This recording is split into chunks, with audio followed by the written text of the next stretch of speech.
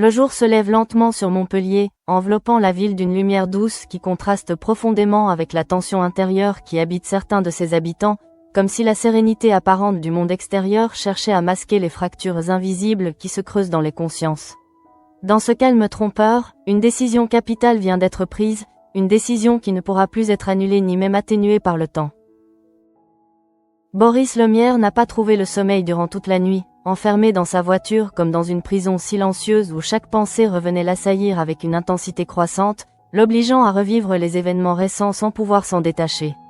Plus les heures s'écoulaient, plus il comprenait que la réalité ne pouvait plus être contournée, et que le choix qu'il devait faire ne dépendait plus de la morale, mais d'un engagement intime qu'il ne pouvait plus fuir. Lorsque l'aube finit par se lever, Boris sort de son véhicule avec une lenteur marquée, le visage tiré par la fatigue mais surtout par la gravité de ce qu'il s'apprête à assumer, comme si chaque pas vers la porte de Muriel représentait une avancée irréversible vers un point de non-retour. Il ne cherche plus à rationaliser ce qui s'est passé, ni à reconstruire une version acceptable des faits, car il sait désormais que ce qui s'est produit dépasse toute tentative de justification simple. Lorsqu'il frappe à la porte, le silence qui suit prend une dimension presque oppressante, comme si le temps lui-même retenait son souffle face à ce moment décisif, et lorsqu'elle ouvre enfin, Muriel apparaît avec une tension visible, son regard oscillant entre l'espoir et la crainte d'un abandon définitif. Elle n'exprime que peu de mots, mais son attitude entière traduit la peur d'avoir perdu Boris à cause de ce qu'elle a fait. Face à elle, Boris ne laisse rien paraître de ses hésitations passées, car celles-ci appartiennent déjà à une étape révolue de son cheminement intérieur, et il lui explique qu'il avait besoin de temps pour comprendre, pour assimiler ce qu'il venait de découvrir, mais que désormais, son regard a changé, car il a fini par reconnaître que les actes de Muriel n'étaient pas motivés par la cruauté, mais par une volonté désespérée de protéger Thomas. Ce constat ne constitue pas une absolution morale, mais une transformation de son propre jugement, car en se projetant à la place de Muriel, Boris admet qu'il aurait pu agir de la même manière, ce qui bouleverse profondément sa perception de la situation et l'amène à franchir une limite qu'il n'aurait jamais envisagée auparavant. Dans cette prise de conscience, l'amour qu'il éprouve cesse d'être une émotion simple pour devenir un engagement total, un lien qu'il attache désormais à une réalité dangereuse. Ainsi, lorsqu'il lui affirme qu'il sera à ses côtés et qu'il la soutiendra quoi qu'il en coûte, ces paroles prennent une dimension lourde de conséquences, car elles signifient qu'il accepte non seulement Muriel, mais aussi tout ce qu'elle implique désormais, y compris les mensonges, les risques et les responsabilités qui en découlent. Ce moment marque un basculement définitif, car en choisissant de protéger Muriel, Boris devient de fait complice de ce qui s'est produit, scellant un pacte silencieux dont il ne pourra plus se libérer. Pendant ce temps, la ville continue de fonctionner selon ses propres rythmes, donnant l'illusion que tout reste sous contrôle, alors même que plusieurs existences sont sur le point de basculer, notamment celle de Elisabeth Bastide, dont la journée débute dans une organisation rigoureuse qui reflète sa volonté constante de maîtriser chaque aspect de sa vie. Chez elle, le moment du café avec Alain ne représente qu'une formalité, car son esprit est déjà tourné vers les obligations professionnelles qui l'attendent, et lorsqu'elle évoque le lancement du podcast de Fourneau, elle le fait avec une distance qui traduit son désintérêt pour ce qu'elle considère comme secondaire.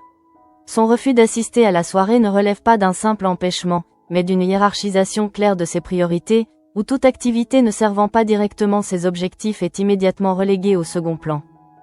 Cependant, derrière cette apparente maîtrise, certaines fragilités commencent à émerger dans son entourage, en particulier chez Clémence, dont le comportement devient de plus en plus instable, oscillant entre des phases d'épuisement extrême et des moments d'exaltation inhabituels. Cette alternance, loin d'être anodine, suscite l'inquiétude de Janet, qui perçoit dans ces variations les signes d'un déséquilibre profond. Lorsque Janet partage ses inquiétudes avec Alain, elle évoque la possibilité d'un burn-out, mais cette hypothèse reste en suspens, comme si elle n'était pas encore pleinement acceptée, car reconnaître la détérioration de l'état de Clémence impliquerait d'admettre qu'une situation échappe au contrôle, ce que personne ne semble prêt à faire à ce stade. Dans un autre lieu, une tension d'une nature différente se développe autour de Charles, dont l'état psychologique se dégrade à mesure que le procès approche, car il sait qu'il devra témoigner et affronter publiquement des événements qui continuent de le bouleverser intérieurement. La visite de Ève renforce cette pression, car elle insiste sur la nécessité de défendre la mémoire de Elliot, en lui rappelant l'importance de son témoignage pour rétablir une forme de vérité. Son discours, bien qu'empreint de sincérité, agit comme un catalyseur qui accentue encore davantage le poids que Charles ressent déjà. Après son départ, Charles se retrouve seul face à lui-même, incapable de se soustraire aux pensées qui l'envahissent, et cette solitude amplifie son trouble, le plaçant dans un état de tension extrême où il oscille entre le désir de faire ce qui est juste et la peur de ne pas être à la hauteur des attentes. Ainsi, dès les premières heures de cette journée, plusieurs trajectoires se dessinent, chacune portée par des choix difficiles et des émotions contradictoires, et si certaines décisions semblent guidées par l'amour ou la loyauté, elles n'en restent pas moins porteuses de conséquences qui risquent d'entraîner chacun vers des zones de plus en plus sombres. Dans le même temps, tandis que certaines décisions intimes viennent déjà redéfinir des destins entiers, une autre ligne de tension se met en place, plus froide, plus stratégique, mais tout aussi dangereuse, car elle se joue sur un terrain où la moindre erreur peut coûter bien plus que des sentiments. Florent Grasset, fidèle à sa nature de combattant obstiné, refuse de laisser le procès à venir suivre une trajectoire qu'il considère déjà biaisée, et c'est dans cet état d'esprit qu'il entreprend une démarche risquée, presque désespérée, en cherchant à obtenir un parloir avec Franz Müller, dont il espère extraire une preuve déterminante. L'enregistrement qu'il convoite ne représente pas seulement un élément de défense, mais une pièce capable de faire basculer l'ensemble du dossier lié à Nathalie Jiménez, et Florent le sait parfaitement, car dans ce type d'affaires, la vérité n'émerge jamais seule, elle doit être arrachée au milieu d'un système où chacun tente de préserver ses propres intérêts. Cependant, cette initiative ne fait pas l'unanimité autour de lui, notamment auprès de Johanna, qui observe cette stratégie avec un scepticisme évident, estimant que l'apparition soudaine d'une preuve aussi capitale à quelques jours du procès relève davantage de l'illusion que d'une véritable opportunité juridique. Son analyse repose sur une expérience concrète des mécanismes judiciaires, où les éléments de dernière minute sont souvent fragiles, contestables, voire manipulés. Florent, pourtant, ne se laisse pas détourner par ses réserves, car il perçoit dans cette piste une possibilité qu'il ne peut se permettre d'ignorer, et c'est avec une détermination intacte qu'il pénètre dans l'univers carcéral pour rencontrer Müller, un homme dont la situation dépasse désormais largement celle d'un simple détenu. Face à lui, Müller n'apparaît pas comme un individu prêt à négocier par conviction ou par loyauté, mais comme quelqu'un qui se trouve au cœur d'un danger immédiat, car un contrat a été placé sur sa tête, transformant chaque instant de sa détention en une lutte pour sa survie. Cette réalité modifie profondément la dynamique de leur échange, car il ne s'agit plus seulement de discuter d'une preuve, mais de trouver un équilibre entre deux urgences, celle de la justice et celle de la vie. Florent lui propose alors un accord qui dépasse le cadre habituel de son rôle d'avocat, en lui promettant de le défendre après le procès s'il accepte de lui remettre l'enregistrement original, ce qui constitue un engagement lourd de conséquences, car il implique de s'impliquer durablement dans une affaire déjà extrêmement complexe. Mais Müller, loin d'être naïf, ramène immédiatement la discussion à l'essentiel, en expliquant que son unique priorité est de rester en vie, ce qui rend toute négociation incertaine, car tant que la menace qui pèse sur lui ne sera pas écartée, aucune promesse ne pourra réellement le convaincre. Dans ce face-à-face tendu, Florent comprend qu'il ne joue pas seulement contre le temps, mais aussi contre une force invisible orchestrée par Nathalie Jiménez, dont la capacité à éliminer ceux qui la menacent ne semble rencontrer aucune limite. Pendant que cette confrontation silencieuse se déroule dans l'ombre des murs de la prison, une autre scène, en apparence plus légère, se prépare ailleurs, mais qui va pourtant révéler une fragilité bien plus profonde qu'il n'y paraît. Chez Ludo et Flore, un dîner est organisé dans une atmosphère qui se veut conviviale, presque rassurante, comme une tentative de suspendre, le temps d'un repas, les tensions extérieures qui pèsent sur chacun. Ludo, fidèle à lui-même, met tout en œuvre pour créer un moment chaleureux, allant jusqu'à préparer son gratin de légumes signature, symbole d'un quotidien simple qu'il cherche à préserver. Cependant, derrière cette façade de normalité, Clémence arrive déjà dans un état fragile, marqué par une dépendance aux médicaments qu'elle tente de dissimuler, comme si elle refusait encore d'admettre la gravité de sa situation. Son comportement, oscillant entre lucidité et dissimulation, traduit une lutte intérieure qu'elle mène seule, sans réellement laisser les autres y accéder. Avant même que le dîner ne commence véritablement, elle s'isole un instant sous prétexte de prendre un verre d'eau, mais profite de ce moment pour avaler des médicaments en cachette, révélant ainsi une relation problématique à ces substances, qui ne sont plus utilisées comme un traitement, mais comme un refuge. Lorsque Clémence rejoint la table, l'ambiance semble encore stable, les échanges se poursuivent, mais progressivement, quelque chose se dérègle, car son regard devient flou, sa concentration diminue, et elle peine à suivre la conversation, comme si la réalité elle-même commençait à lui échapper. Ce basculement est d'autant plus inquiétant qu'il survient dans un cadre qui se voulait apaisant, transformant ce moment de partage en une scène de malaise grandissant, où chaque seconde accentue la sensation que quelque chose d'irréversible est en train de se produire. Clémence tente de se lever, probablement pour échapper à ce qu'elle ressent, mais son corps ne suit plus, et elle vacille, proche de tomber, révélant au grand jour ce qu'elle cherchait à cacher depuis trop longtemps. Elle évoque alors un simple malaise vagal, minimisant la situation, comme pour conserver une forme de contrôle sur ce qui lui arrive, mais cette explication sonne creux face à l'évidence de son état, car il ne s'agit pas d'un incident isolé, mais d'un symptôme d'un déséquilibre plus profond. Dans cet instant, la légèreté du dîner disparaît complètement, laissant place à une inquiétude silencieuse, car ceux qui l'entourent comprennent que ce qu'ils viennent de voir dépasse largement un simple malaise passager. Ainsi, alors que Boris s'enfonce dans une complicité dangereuse par amour, que Florent prend des risques inconsidérés pour faire émerger la vérité, et que Clémence glisse lentement vers une perte de contrôle, les différentes trajectoires de cette journée commencent à converger vers un point de tension commun. Et derrière ces événements visibles, une menace plus vaste continue de s'étendre, portée par ceux qui agissent dans l'ombre, prêts à tout pour préserver leurs secrets. À ce moment-là, alors que certaines lignes viennent déjà d'être franchies sans retour possible, une autre forme de pression s'installe, plus silencieuse mais tout aussi destructrice, car elle agit de l'intérieur, là où les certitudes se fissurent et où les émotions deviennent incontrôlables. Charles se retrouve au cœur de cette tension, enfermé dans une attente qui ne cesse de grandir à mesure que le procès approche, transformant chaque minute en une épreuve où l'angoisse s'accumule sans trouver d'issue. Depuis la visite de Ève, ses pensées tournent en boucle, comme si les mots qu'elle lui avait adressés avaient ouvert une brèche qu'il n'arrive plus à refermer. Elle lui a demandé de défendre la mémoire de Elliot, de rappeler aux jurés qui il était réellement, au-delà des faits et des accusations, en insistant sur son rôle d'ami, de père, d'homme, mais cette mission, aussi légitime soit-elle, devient pour Charles un poids écrasant, car elle implique de revivre une douleur qu'il n'a jamais réellement surmontée.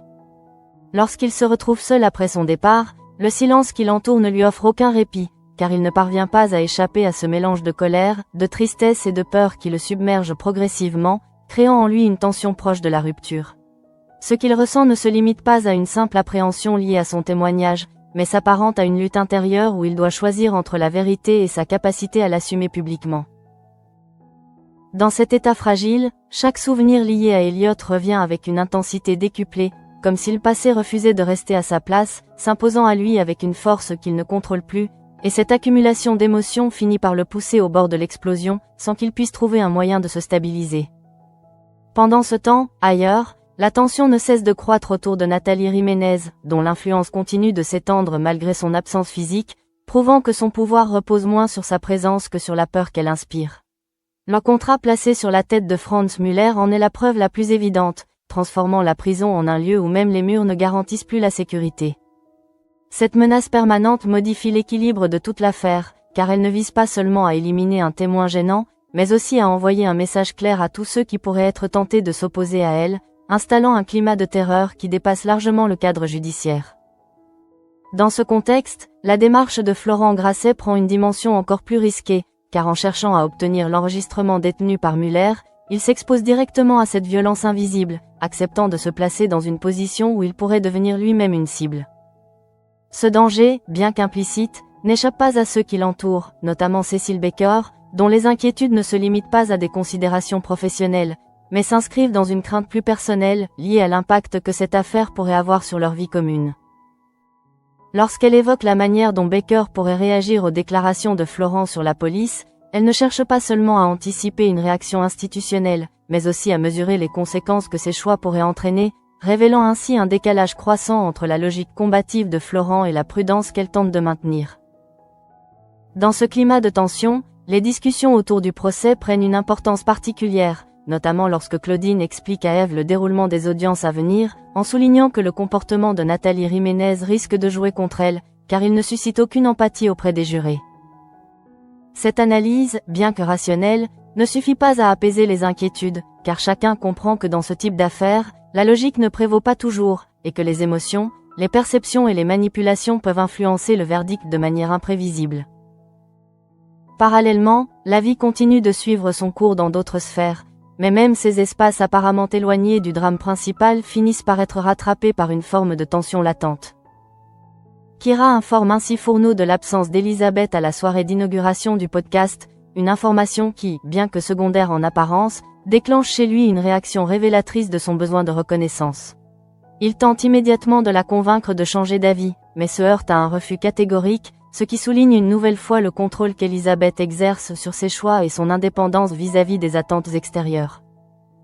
Cette situation, bien que moins dramatique que les autres intrigues en cours, participe néanmoins à l'atmosphère générale, car elle illustre les tensions d'ego, les déséquilibres relationnels et les frustrations qui traversent les différents personnages, créant un environnement où chacun lutte à sa manière pour maintenir une forme de stabilité.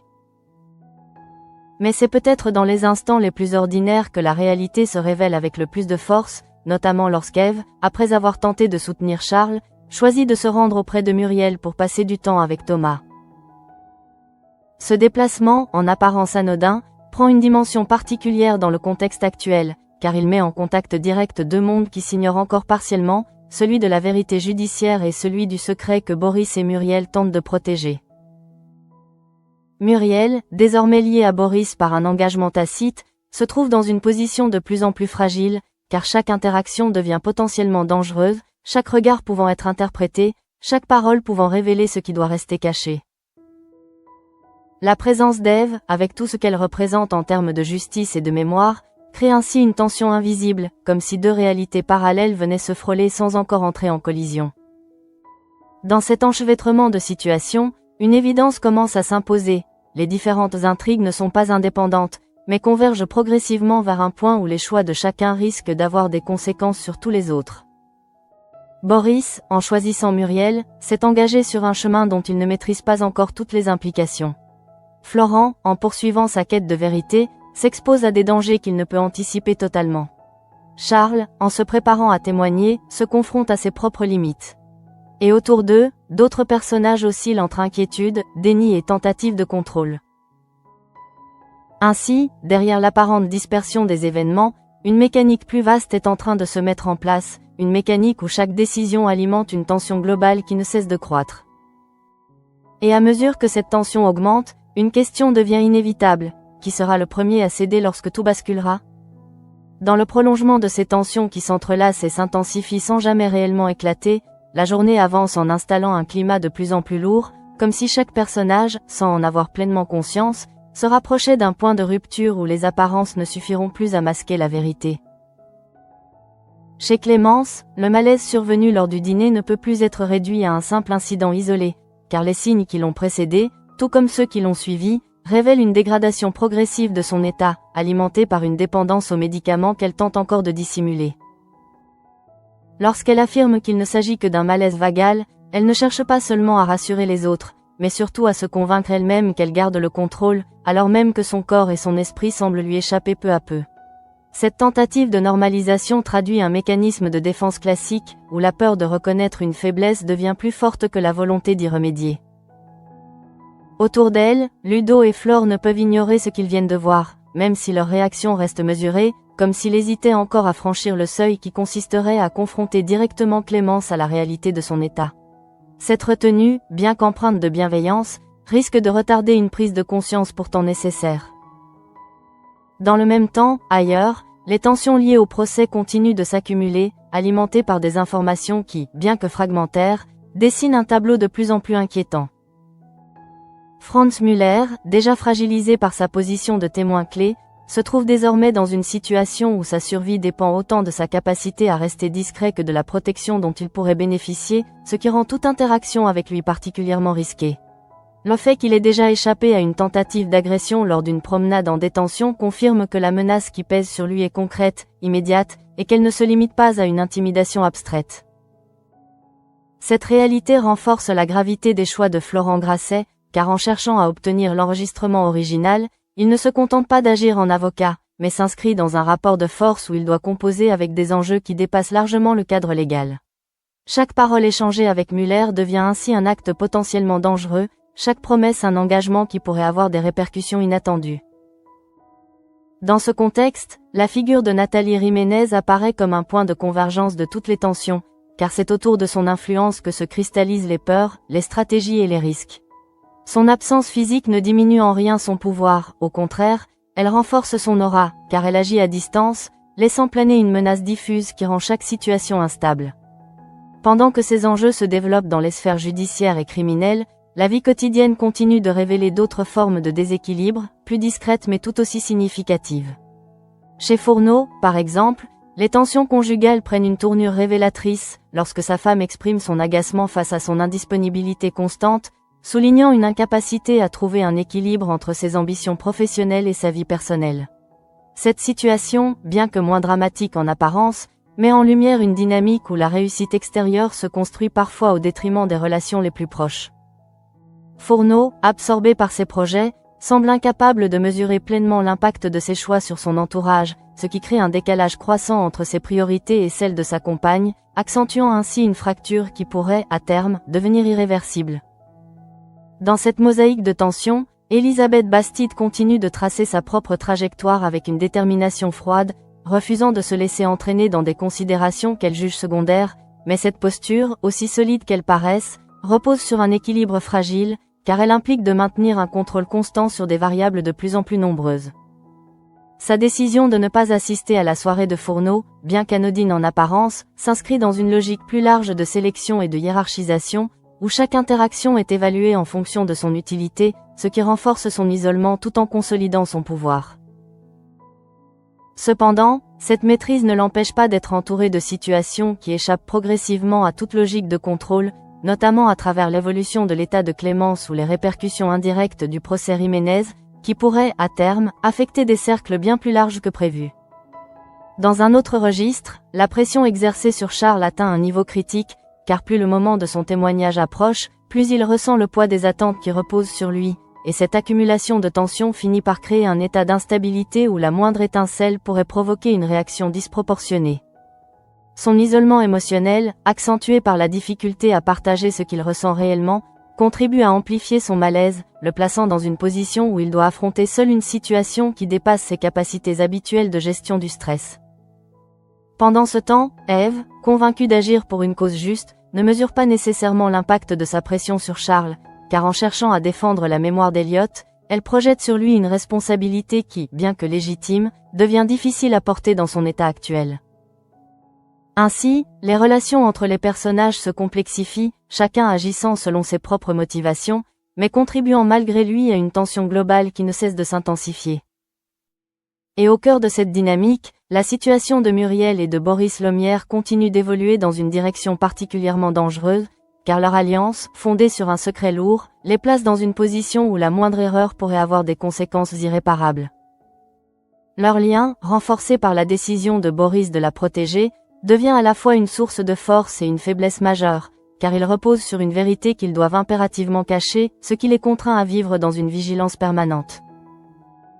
Dans ce contexte, chaque interaction avec les autres personnages devient un potentiel point de rupture, chaque regard pouvant être interprété, chaque question pouvant révéler une faille, ce qui transforme leur quotidien en un équilibre instable où la peur de l'exposition ne cesse de grandir.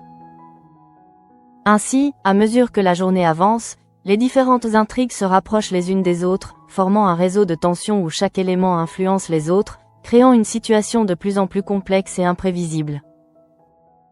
Et si, pour l'instant, tout semble encore tenir, c'est uniquement parce que rien n'a encore réellement explosé. À mesure que les heures s'écoulent, l'ensemble des tensions accumulées au fil de la journée semble atteindre un seuil critique, comme si chaque personnage, pris dans ses propres contradictions, se rapprochait progressivement d'un moment où il ne serait plus possible de dissimuler ce qui, jusque-là, restait enfoui. Boris Lemierre, désormais engagé dans une voie dont il mesure de plus en plus les implications, commence à ressentir le poids concret de sa décision, car protéger Muriel ne consiste pas seulement à lui offrir un soutien émotionnel, mais implique également de participer activement à la dissimulation d'une vérité qui pourrait détruire bien plus que leur relation. Ce glissement progressif vers une forme de complicité réelle ne se manifeste pas par des actions spectaculaires, mais par une série d'ajustements subtils dans son comportement, dans sa manière de parler, d'éviter certains sujets, de contrôler ses réactions face aux autres, comme s'il devait en permanence surveiller chaque détail pour ne pas trahir ce qu'il sait désormais. Muriel, de son côté, perçoit cette transformation, et si elle y trouve une forme de réconfort, elle ne peut s'empêcher de ressentir une inquiétude diffuse, car elle comprend que ce lien qui les unit est aussi ce qui les met en danger, en les enfermant dans une réalité où la moindre faille pourrait tout faire basculer. Dans cette relation, l'amour devient ainsi indissociable de la peur, car chaque instant partagé est à la fois une preuve de leur attachement et un rappel constant du risque qu'ils encourent, ce qui crée une tension intérieure permanente, difficile à soutenir sur le long terme. Parallèlement, la situation autour de Franz Müller continue de se détériorer, car les informations qui circulent confirment que la tentative d'agression dont il a été victime n'était pas un incident isolé, mais bien le signe d'une volonté déterminée de le réduire au silence. Cette réalité renforce l'urgence de la mission de Florent Grasset, qui comprend que le temps joue désormais contre lui, car chaque jour qui passe augmente le risque que Müller ne puisse plus témoigner, rendant ainsi l'enregistrement qu'il détient encore plus crucial. Cependant, cette urgence ne simplifie pas la situation, car elle oblige Florent à prendre des décisions rapides dans un contexte où les informations sont partielles et où les marges de manœuvre sont extrêmement limitées, ce qui accroît le risque d'erreur. Face à ces enjeux, l'équilibre entre stratégie et précipitation devient particulièrement fragile, car vouloir agir trop vite peut compromettre l'ensemble de la démarche, tandis qu'attendre trop longtemps peut rendre toute action inutile. Dans un autre registre, les conséquences du malaise de Clémence commencent à se faire sentir de manière plus concrète, car ce qui avait été perçu comme un incident ponctuel prend désormais la forme d'un signal d'alerte difficile à ignorer. Son état, déjà instable, risque de se détériorer davantage si aucune mesure n'est prise, mais la difficulté réside dans le fait qu'elle ne semble pas prête à reconnaître la gravité de la situation, ce qui complique toute tentative d'intervention extérieure.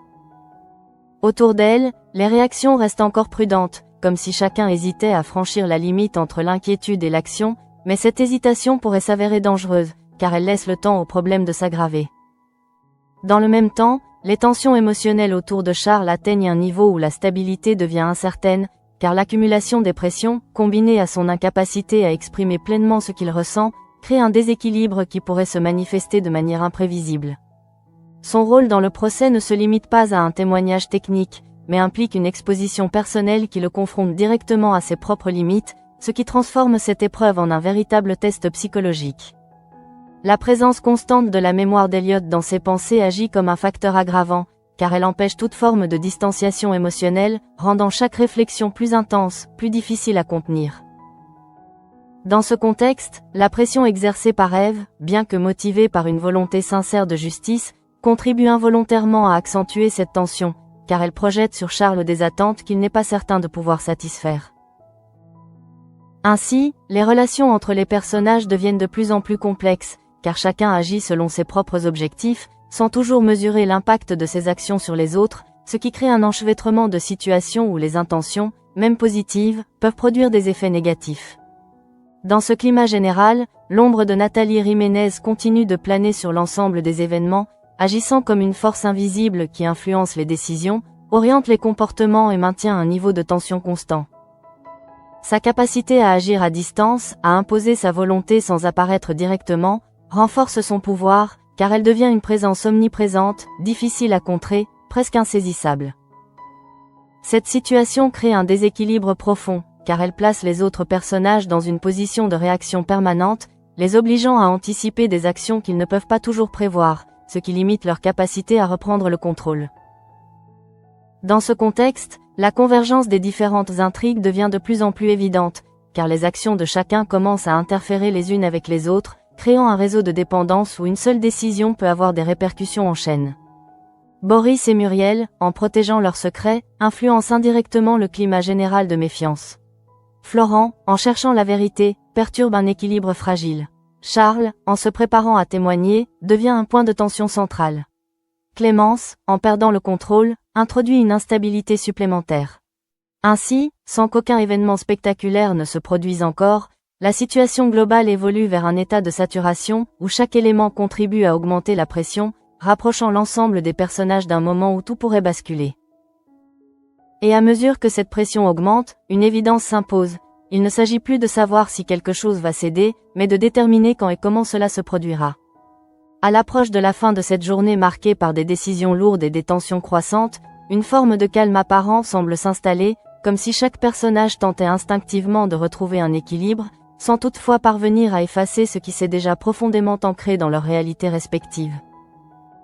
Chez Boris Lemierre, la certitude d'avoir fait le bon choix coexiste désormais avec une inquiétude plus diffuse, car s'il a accepté de protéger Muriel sans condition, il commence également à mesurer que cette promesse ne pourra être tenue sans conséquence, et que chaque geste à venir devra être calculé avec une précision extrême pour éviter toute révélation.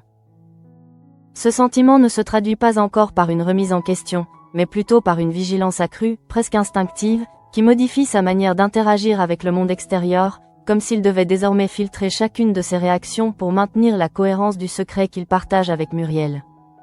Muriel, quant à elle, ressent avec une intensité particulière ce changement dans leur relation, car si elle trouve dans le soutien de Boris une forme de sécurité, elle perçoit également la fragilité de cet équilibre, consciente que ce lien repose sur une vérité qu'ils ne peuvent révéler sans tout perdre. Dans cet espace émotionnel complexe, leur attachement se renforce, mais il se charge aussi d'une tension permanente, car chaque instant partagé devient à la fois une source de réconfort et un rappel du danger qui les entoure, créant ainsi une dualité difficile à supporter sur le long terme. Pendant ce temps, les conséquences des événements de la journée continuent de se propager dans d'autres sphères, notamment autour de Florent Grasset, dont la démarche auprès de Franz Müller laisse entrevoir une évolution incertaine de la situation judiciaire. L'absence de garantie quant à l'issue de cette tentative de négociation souligne la précarité de sa stratégie, car même s'il parvient à obtenir l'enregistrement qu'il recherche, rien ne garantit que celui-ci pourra être exploité de manière efficace dans le cadre du procès, ni que Müller sera en mesure de témoigner en toute sécurité. Cette incertitude renforce la complexité de l'affaire, en introduisant un élément supplémentaire d'imprévisibilité, qui vient s'ajouter aux pressions déjà existantes, et qui pourrait, à tout moment, modifier l'équilibre des forces en présence. Dans le même temps, l'état de Clémence demeure préoccupant, car le malaise survenu plus tôt dans la journée ne peut être considéré comme un simple accident, mais apparaît de plus en plus comme le symptôme d'un déséquilibre profond, alimenté par une consommation de médicaments qui échappe progressivement à tout contrôle. Le fait qu'elle continue à minimiser la situation empêche toute prise en charge réelle, ce qui laisse présager une aggravation possible de son état, avec des conséquences qui pourraient dépasser le cadre personnel pour affecter également ceux qui l'entourent. Autour d'elle, les inquiétudes restent présentes mais encore contenues, comme si chacun espérait que la situation se stabilise d'elle-même, évitant ainsi d'avoir à intervenir directement, une posture qui, bien que compréhensible, pourrait s'avérer risquée à mesure que les signes de fragilité se multiplient.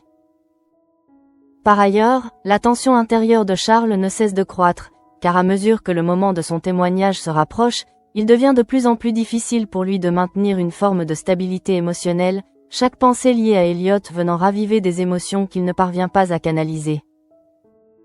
Ce processus d'accumulation crée un état de saturation où la moindre pression supplémentaire pourrait déclencher une réaction incontrôlée, ce qui rend sa situation particulièrement fragile, d'autant plus qu'il ne semble pas disposer des ressources nécessaires pour gérer seul une telle intensité émotionnelle. Dans ce contexte, le rôle de Ève, bien que motivé par un désir sincère de justice, apparaît comme ambivalent, car en cherchant à pousser Charles à donner le meilleur de lui-même, elle contribue également à accentuer une pression déjà difficile à supporter. Ainsi, à travers ces différentes trajectoires, une dynamique globale se dessine, où chaque personnage avance vers une zone d'incertitude, portée par des choix qui, bien que cohérents à court terme, pourraient avoir des répercussions imprévues à plus long terme. L'influence de Nathalie Jiménez reste, quant à elle, omniprésente, agissant comme une force structurante de l'ensemble des événements, car même en l'absence d'action visible, sa capacité à inspirer la peur et à orienter les comportements suffit à maintenir un climat de tension constant. Ce pouvoir indirect crée une situation où les autres personnages doivent en permanence anticiper ses intentions, ce qui limite leur liberté d'action et les place dans une posture défensive, rendant toute initiative plus risquée. Dans cette configuration, la convergence des intrigues devient inévitable, car les actions de chacun finissent par se croiser, créant un effet d'accumulation où les tensions individuelles se transforment en une pression collective difficile à contenir. Ainsi, lorsque la journée s'achève, rien ne semble avoir explosé, et pourtant, tout a changé, car les décisions prises, les tensions accumulées et les fragilités révélées ont profondément modifié l'équilibre des relations. Et dans ce silence qui suit, une certitude s'impose progressivement. Ce qui vient de se jouer n'est qu'un début, et les conséquences de cette journée ne tarderont pas à se manifester avec une intensité que personne ne pourra ignorer.